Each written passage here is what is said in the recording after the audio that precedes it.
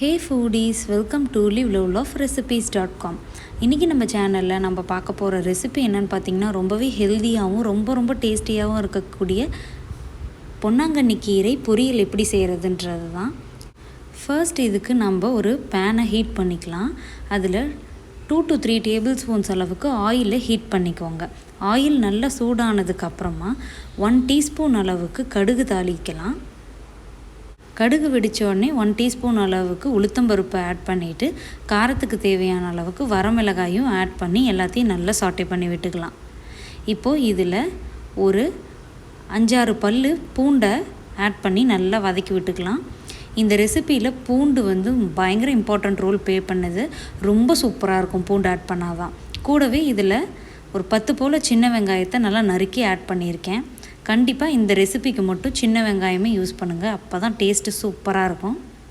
இப்போது இதில் க்ளீன் பண்ணி கட் பண்ணி வச்சுருக்கிற பொன்னாங்கண்ணி கீரையை ஆட் பண்ணிக்கலாம். இப்போ கீரையை ஆட் பண்ணது கூடவே ஒரு 1/4 டம்ளர் அளவுக்கு தண்ணியும் ஆட் பண்ணிக்கலாம். கொஞ்சம் தண்ணி ஆட் பண்ணாலே போதும். நிறைய தண்ணி ஆட் பண்ணிட்டீங்க அப்படின்னா குக் பண்ணுறதுக்கு டைம் எடுக்கும். இப்போ இதுக்கு தேவையான அளவுக்கு சால்ட் ஆட் பண்ணிக்கலாம். சால்ட் எப்போவுமே கீரையை குக் பண்ணும்போது மட்டும் கொஞ்சம் பார்த்து ஆட் பண்ணுங்கள். ஏன்னா ஃபஸ்ட்டு நம்மளுக்கு கீரை நிறைய தெரியும். அதை பார்த்துட்டு நிறைய சால்ட் ஆட் பண்ணிட்டோம் அப்படின்னா கறிக்க ஆரம்பிச்சிடும். அதனால் தேவைக்கும் கொஞ்சம் கம்மியாகவே ஆட் பண்ணிக்கோங்க.